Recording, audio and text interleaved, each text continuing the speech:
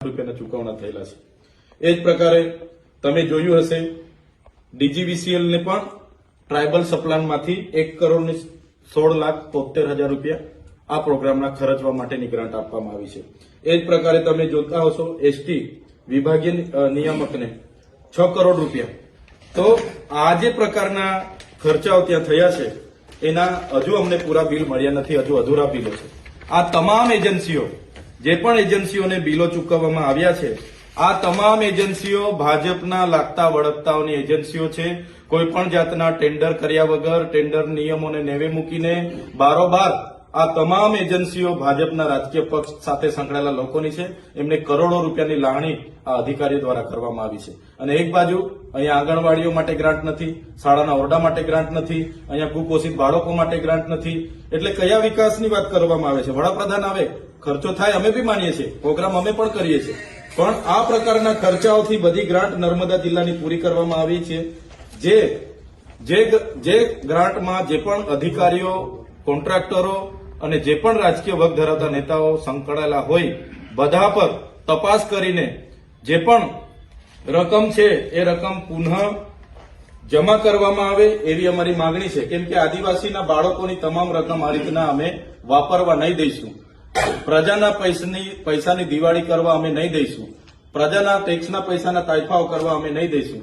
અમારી માંગણી છે સરકાર આમાં ગંભીરતાથી જે પણ અધિકારીઓ અને કોન્ટ્રાક્ટરો આ પ્રકારના બિલો મૂક્યા છે એમના પર તપાસ કરે, સીઆઈડી તપાસ કરે અને અઠવાડિયાની અંદર એફઆઈઆર કરીને કાયદેસરની કાર્યવાહી કરે એવી અમારી માંગણી છે।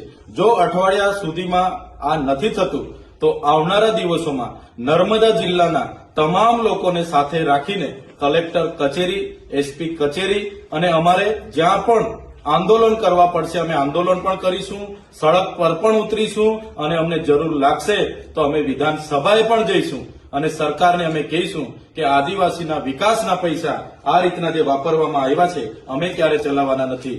તમે આ જોઈ શકો છો, આ એસટી નિગમને 7 કરોડ 83 લાખ ડેડિયાપાડા માટે ચૂકવ્યા એ તમે જોઈ શકો છો। આ તમામ ગ્રાન્ટ આદિવાસી બજેટમાંથી છે। આ 1600 કરોડ રૂપિયા 16 કરોડ રૂપિયા આ ટ્રાયબલમાં આજે અમારા લોકોને રોજગારી માટે લોન માંગવા જાય છે તો એમની પાસે ગ્રાન્ટ નથી। આજે મનરેગાની રોજગારી બંધ છે, કહે છે કે ગ્રાન્ટ નથી।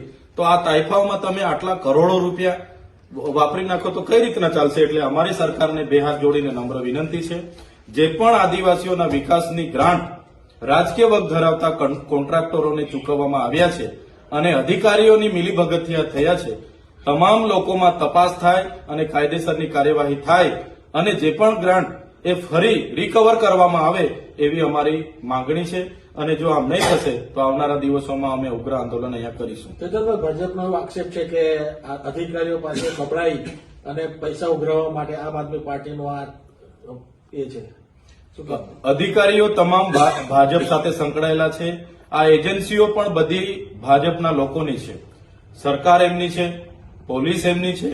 અમે કોઈ પણ અધિકારીને આ કાર્યક્રમોને લઈને અમે કોઈ જાતના પૈસા માંગ્યા હોય તો એ લોકો ચૈતર વસાવા પર કાયદેસરની કાર્યવાહી કરે। અમે એમને કહીએ છીએ કે જો આ પ્રકારના પુરાવા એમની પાસે હશે તો અમારા પર કાયદેસરની કાર્યવાહી કરે। સરકાર જે કાર્યવાહી કરશે અમે સહજતાથી સ્વીકારી લઈશું। અમે પણ નેત્રંગમાં કાર્યક્રમ કર્યો છે। અમે કોઈ અધિકારી, કોઈ શાખા પર 1 રૂપિયાની ગ્રાન્ટ અમે માંગી નથી, 1 રૂપિયાની ખર્ચા અમે કે વાઉચર અમે પાડ્યા નથી। ત્યાં